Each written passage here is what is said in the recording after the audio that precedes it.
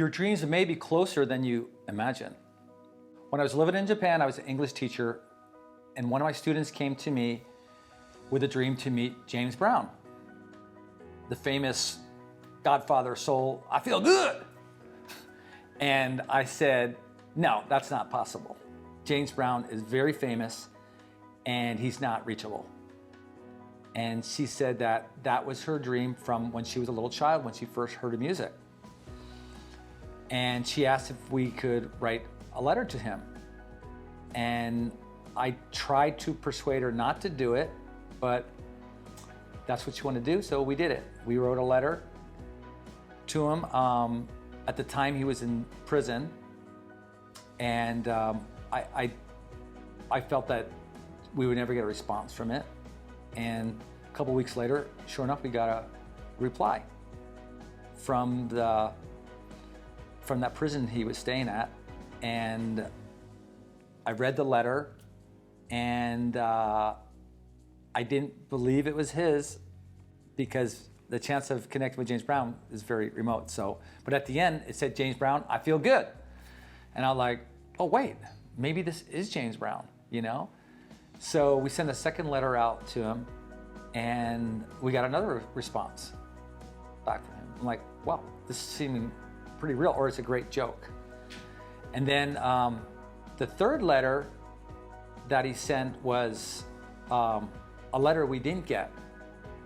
And the father hid the letter from her, and it was a letter that said, I'm coming to Japan, Tokyo, Budokan, to do a concert. Sony has hired me to do this concert, and I would love to see you after.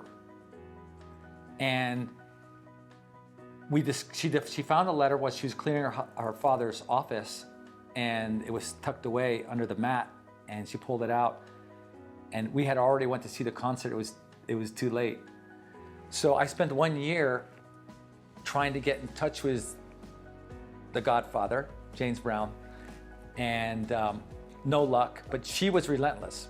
She said, we got it, you know, I got 3 letters, we got to meet with him. And I called his studio, anyone who would hear me out. And pretty much she was like, no. And then we called a guy in Augusta, Georgia, where he's from. His name is James Brown, thinking that he was the James Brown. She found it in the directory, and we called him, and the guy started laughing. He goes, everyone makes a mistake. He's like, I'm not the James Brown. But he goes, you know what? I have a lead for you. I had a letter from his attorney that came to my house by accident, and I know who his attorney is. So then I started trying to connect with James Brown, attorney. That was out of Georgia. Atlanta, Georgia, and his name was Reginald Simmons. And so I called his office over months, and you know, couldn't get in. And then somehow we got his home phone number, and I called him on a Sunday afternoon, and he answered. He was very angry. How did you get my number? And you got 1 minute. And I said, listen, I got these 3 letters from James Brown. I gave him the story. He said, I'll tell you what, you fly into my office and bring the letters, and if they're authentic, he said, we'll make it happen. So boom, we're off. We fly out to Georgia to meet James Brown's lawyer with the 3 letters, and he told me, the Japanese gal in hand. And we get to his office, and we show him the letters. And at first he was kind of leaned back on his chair. He's like, yeah, right. And then as he started reading the letter, he started propping up in his chair, and he was totally amazed. He goes, you know, he doesn't write anyone, and this is his penmanship, I know. And he said, let's go out for dinner. So he took us out for dinner, and after dinner, he was driving us back to the hotel. He calls James Brown on the car intercom, and he goes, Mr. Brown, I have a friend of yours from Tokyo, Japan. And James Brown goes, is that Hitomi Kodaira? So he knew. And he goes, tell her come in tomorrow. So Reggie picks us up in the morning. He drives us over to the studio. And we walked in, and it's all leopard skin, you know, studio. And she's sitting there on the sofa, and I'm sitting there, we're waiting, and he was busy, and then like quite some time passed by, and finally the door opened, and he emerges, and the Godfather soul is right there in front of us. I jumped out of my seat like, and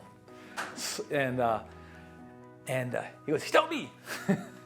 So I intercepted, I gave him a hug, and I said, "James Brown, it's great to meet you." And then when I backed away, the lawyer said, "That's Mr. Brown to you," So he told me she was so frozen in her seat, she couldn't get up. She was just so shocked.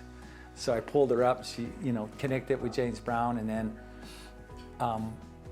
we talked for some time, and then he said, "You know what? You guys are my guest of honor. I'm calling my family in." So he brings the whole family. We have dinner together at the Sheraton, and then he asked me to lead prayer before dinner, and because he knew I did yoga, and I'm like, okay, so I did my prayer thing, and he gets out, he goes, "Man, it must be that yoga thing," So he was really impressed. So we went to dinner a number of times thereafter, and he always asked me to do prayer every time. So as we were closing that dinner, I said, okay, we did it. We got the pictures. She met James Brown. The deal is done. And then he gives her a kiss when we're leaving, and I said to him jokingly, "Oh, that's the first time she's been kissed by men." I don't know why I said that, and he says, "Man, I'm telling you, these Japanese girls are good. Not like these American girls, Then he goes, "You know what? You guys want to come to my ball tomorrow?" He had a big Christmas ball. It was like an ABC, 50-year salute, whatever, James Brown. And so next day we show up. He gets us tuxedos and a gown, and we're at this Christmas ball for James Brown, And so I'm at this big round table, and they're all introducing me. They said, "Oh, I'm doing this movie. I'm the governor. I'm playing for the 49 football players." And then they got to me, and like, "Who are you?" I'm like, "I don't know. I'm still trying to find myself."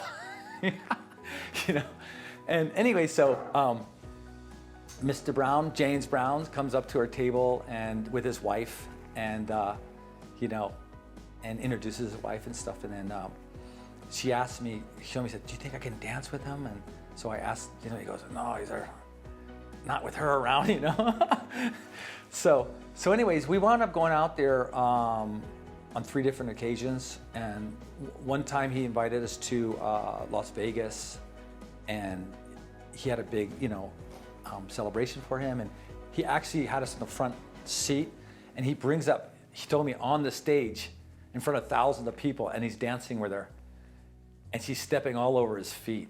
She doesn't know how to dance. Hope she's not watching this. But anyways, so long story short, if you dream it, you can become it, and this lesson in life with this young lady, her dream to meet James Brown, it came real because she dreamt it, and she believed it, and she created it, and it was quite an experience. And it was for me as well, because who wouldn't want to hang out with the Godfather?